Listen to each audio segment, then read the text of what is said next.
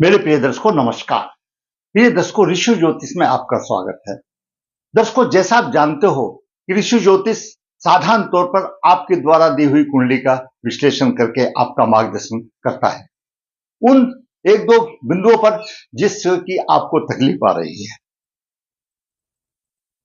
और आप मेरे वीडियो बड़ी उत्सुकता से देख रहे हैं क्योंकि आपके या आपके किसी भाई की वो प्रॉब्लम होती है, उसका भी मार्गदर्शन होता है तो आपका भी होता है।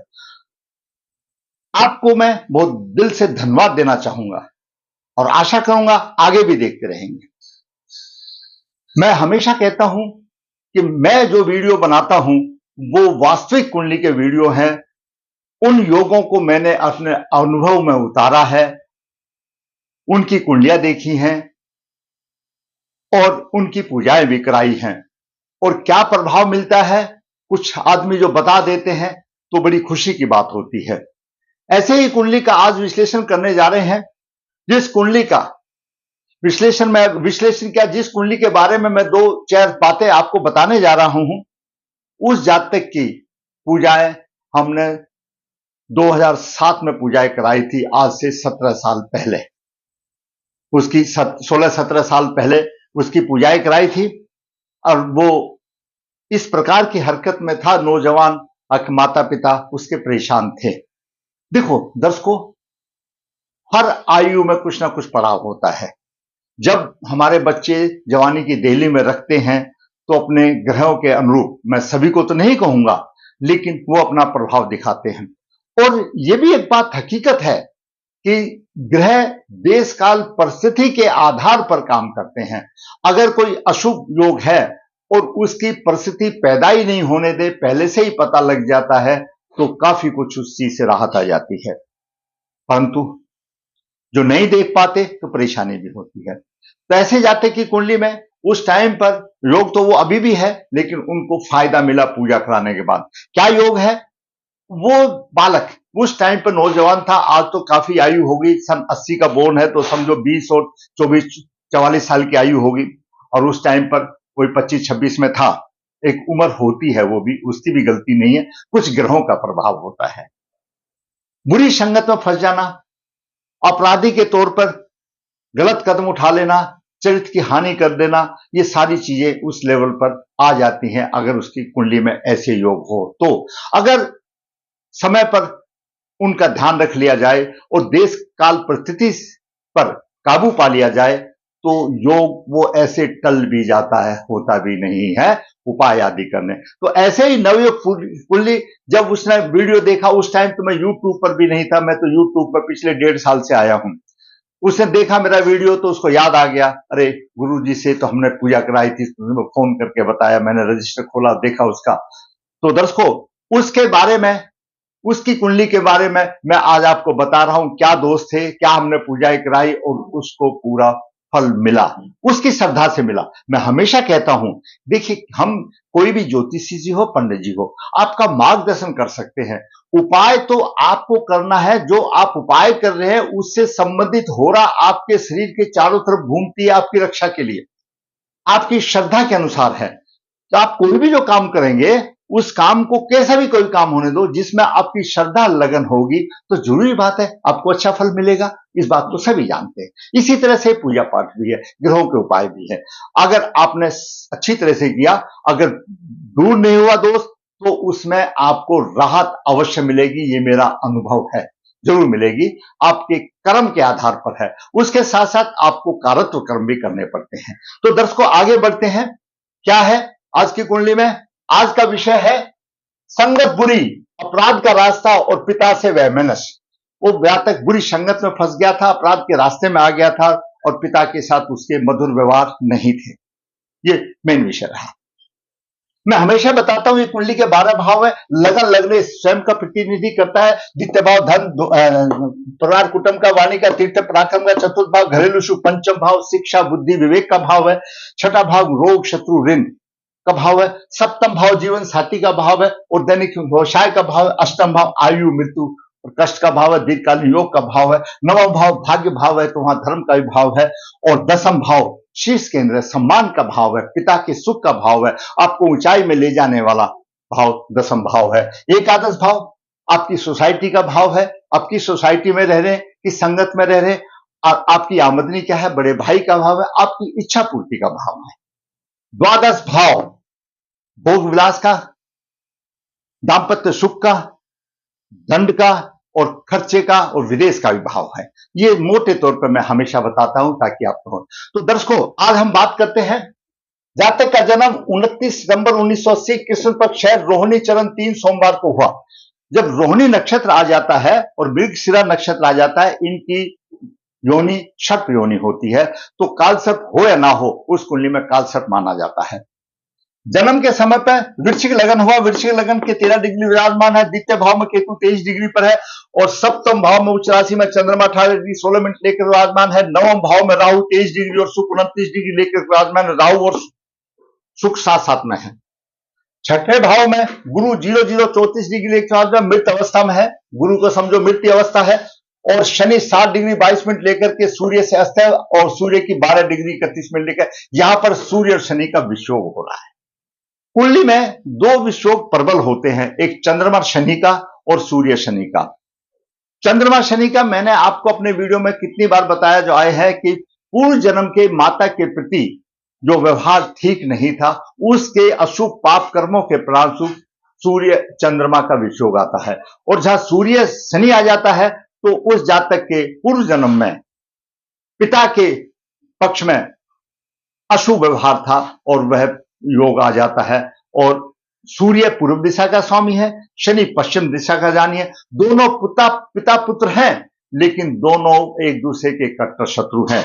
लेकिन इस शत्रुता में भी एक भी चीज आपको भी माननी पड़ेगी, आप भी किसी बालक के पिता होंगे और आपकी भी कोई औलाद होगी। आपकी औलाद, आपकी संतान जो आपको परेशानी कर रही होगी, आप चुपके से उसको सहन कर लेंगे, फिर भी उसका बुरा नहीं सोचेंगे।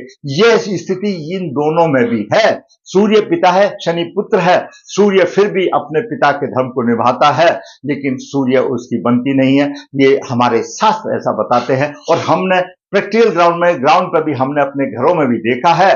पिता समझौता कर लेता है, अब भाई इस लड़के ने तो सुनना नहीं है, छोड़ो, कोई बात नहीं, खुशी रहो। ये ग्रहों में भी है। तो यहां पर सूर्य शनि का विषयोग जो बन गया और पिता से वैमनस्य का सबसे बड़ा कारण यह आ गया। दर्शकों, अभी गुरु की महादशा चल रही है जो 16/7/2009 से 16/7/25 तक उत्तर फाल्गुन नक्षत्र में है। अच्छी दशा चल रही है, जैसा है ऐसी रहेगा। वृश्चिक लगन, ये जल तत्व की राशि है, लेकिन इसके स्वामी मंगलदेव, मंगलदेव सेनापति हैं।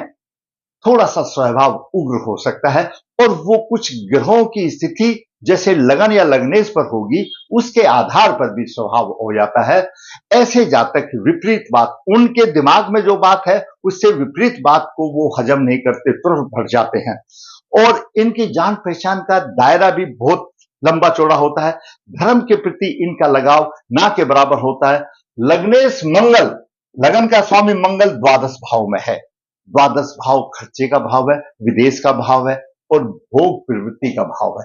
जब लग्नेश मंगल, लग्नेश कोई भी लग्नेश हो, वह द्वादश भाव में हो जाता है और कोई ग्रहों में ऐसा शुभ योग ना हो, तो ऐसा जातक अपना चरित्र की हानि कर बैठता है। उसको ध्यान देना चाहिए इस बात के ऊपर, क्यों? द्वादश भाव भोग का भी स्थान है और लग्नेश स्वयं जातक है। तो यह आशा रहती है, आशंकाएं रहती है हमेशा। तो ऐसे जातक को ऐसी जगह पर जाने से बचना चाहिए, अपना पीछे हट जाना चाहिए।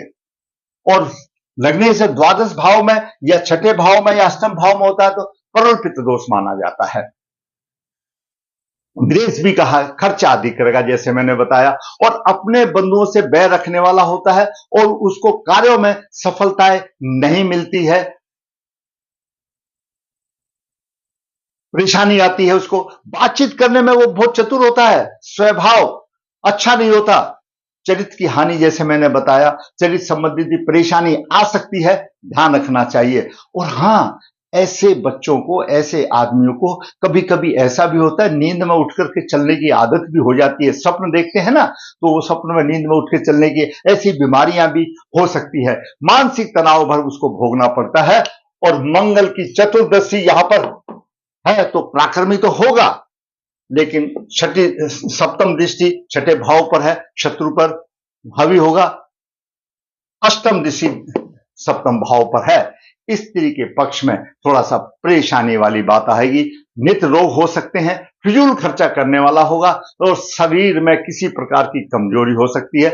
पराक्रम की वृद्धि होगी वो अलग बात है, लेकिन स्त्री के पक्ष में मधुरता नहीं आती है। यहां से मंगल अष्टम भाव से द्वादश भाव से देख रहा है, द्वादश भाव से जो भी देखेगा उसमें परेशानी बात आएगी। अब बात करते हैं सूर्य की। दर्शकों, सूर्य दसम भाव का स्वामी और एकादश भाव में है। राज द्वारा सम्मान व्यवसाय में विशेष लाभ होगा। सप्तम दृष्टि से मीन राशि को देख रहा है, संतान पक्ष में अच्छी होगी और जातक का तेज स्वभाव होगा, स्वाभिमानी होगा, यशस्वी होगा। परंतु जहां पर शनि साथ में आ गया, शनि अस्त है जरूर है, लेकिन शनि का प्रभाव सूर्य के ऊपर है, ऐसा नहीं है अकेला ही रहेगा। तो यहां पर शनि और चंद्र का विषयोग बन गया। प्रसिद्धि तो प्राप्त करेगा, लेकिन ये पीड़ित हो गया शरीर, और सूर्य पीड़ित हो गया। दर्शकों, सूर्य पिता का कारक है, सूर्य आत्मा है। जब सूर्य पीड़ित हो जाता है तो पिता के विषय में उसको परेशानी आ जाती है, क्योंकि पिता का कारक है सूर्य है और दसम भाव का स्वामी है। तो दसम भाव के फल में भी कुछ ना कुछ परेशानी उसको आएगी। अब बात करें चंद्रमा की। चंद्रमा भाग्य का स्वामी है और उच्च राशि में सप्तम भाव में है। सुंदर और भाग्यशाली स्त्री तो मिलेगी, जरूर मिलेगी, और दैनिक व्यवसाय में अच्छा भी होगा, यश भी होगी, वृद्धि भी होगी। लेकिन नीच दृष्टि से सूर्य चंद्रमा लगन को देख रहा है, क्योंकि चंद्रमा की नीच दृष्टि है तो क्रोध की भी भावना होगी, उसका मतलब उग्र स्वभाव भी बनेगा और शरीर में किसी प्रकार की कमजोरी भी आएगी। यहां से चंद्रमा से देख रहा है। अब बात करते हैं मंगल तो लगने से मैंने आपको बता दिया। बुध दर्शकों अष्टम भाव का स्वामी, एकादश भाव का मूल त्रिकोण राशि का स्वामी द्वादश भाव में है। यहां पर परेशानी आ गई। कमाने वाला खर्च करेगा, अधिक खर्च करेगा। जैसा मैंने बताया कि ये आपकी सोसाइटी और इच्छा पूर्ति का भाव है और द्वादश भाव में चला गया, खर्च अधिक होगा, बाहर से लाभ भी होगा और शत्रुओं से बुद्धि द्वारा काम निकालेगा, वो एक अलग बात है। लेकिन बुध अष्टम भाव का स्वामी और मंगल के चित्रा नक्षत्र में है और द्वादश भाव में है।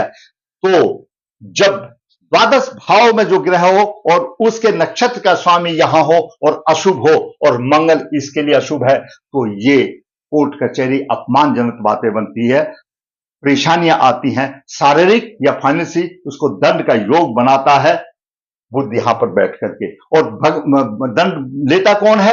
लग्नेश स्वयं यहां पर द्वादश भाव में बैठा हुआ है। तो बुध अश्मेष है, एकादश भाव का स्वामी है, गलत संगत में फंस गया क्योंकि द्वादश भाव में चला गया, उधर से मंगल भी द्वादश भाव में आ गया और बुध ने भी उसको पैसे से कोऑपरेट किया और जातक को अपराध का रास्ता चुनना पड़ा, क्योंकि द्वादश भाव दंड का भी भाव है, दंड का भी भाव है, उसका चुनना पड़ा। और बुध संगति का भाव है, द्वादश भाव में जाकर के अच्छी संगति नहीं रही, क्योंकि भोग विलास की द्वादश भाव है, खर्चे की बात है और जहां तक राह भटकने वाला योग बनता है। जब उस उम्र में ऐसा हुआ तो अभिभावक को तो परेशानी तो आती है, अभिभावक देखते हैं, थोड़ा सा कंट्रोल करते हैं तो सुधर जाती है, नहीं होता है तो रहती है, तो ग्रह ने अपना प्रभाव तो दिखाना है, वट जो भी हो। यानी इसका कारण यह हो गया, द्वादश भाव में अष्टमेश और एकादश भाव का स्वामी बुध द्वादश भाव में है, लगन का स्वामी मंगल द्वादश भाव में है। यहां पर किसी प्रकार का दंड लेगा कौन? लग्नेश लेगा, लगन यहां पर है।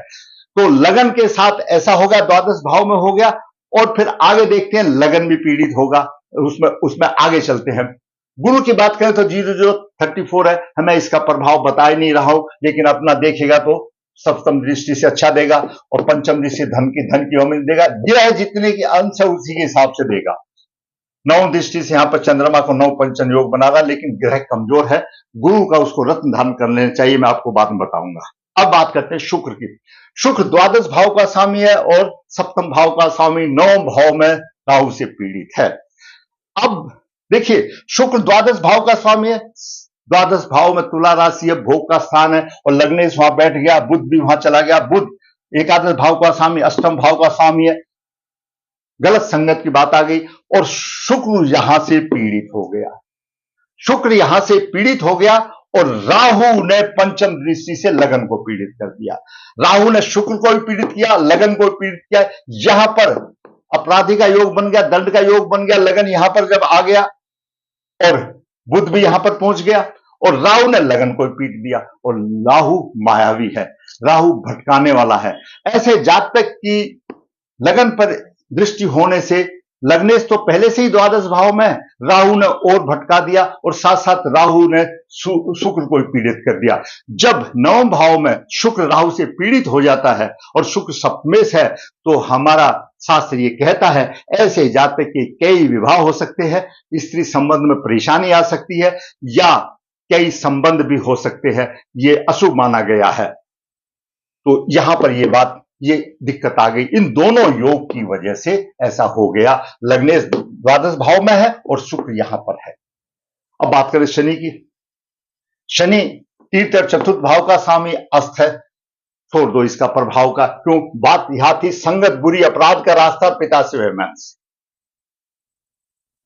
राहु राहु नवम भाव में है और द्वादश भाव का स्वामी भी नवम भाव में है। भाग्य उन्नति में बाधाएं आ गई, धर्म के प्रति श्रद्धा ही नहीं रही, क्योंकि खर्च करेगा शुक्र, लेकिन राहु साथ में आ गया यहां पर, तो धर्म के प्रति श्रद्धा ही उसकी नहीं रही। पंचम दृष्टि लगन पर है, मानसिक चिंताएं उसको हो गई, न्याय के विरुद्ध उसका आचरण हो गया। जैसा उसका आचरण चाहिए, क्यों लगन को पीड़ित कर दिया, जैसा उसका आचरण चाहिए वैसा उसका आचरण लिया। राहु भटका देता है, मायावी है, दिमाग अस्थिर नहीं रह गया। पराक्रमी होगा, सप्तम दृष्टि से देख रहा, पराक्रमी होगा। यहां पर शिक्षा संतान में भी परेशानी देगा कि नवम दृष्टि से राहु देख रहा है।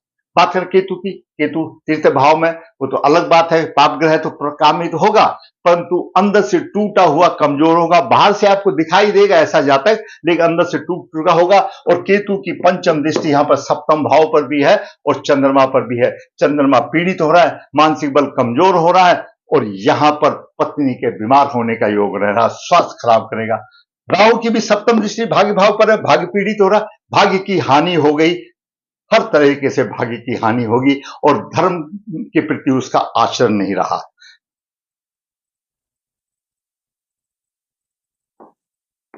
केतु राहु की स्थिति देखते हैं तो चंद्रमा उसकी परिधि से बाहर है, आंशिक काल सर्प, आंशिक उसी को काल सर्प और रोहिणी नक्षत्र हो गया तो काल सर्प योगी माना जाएगा।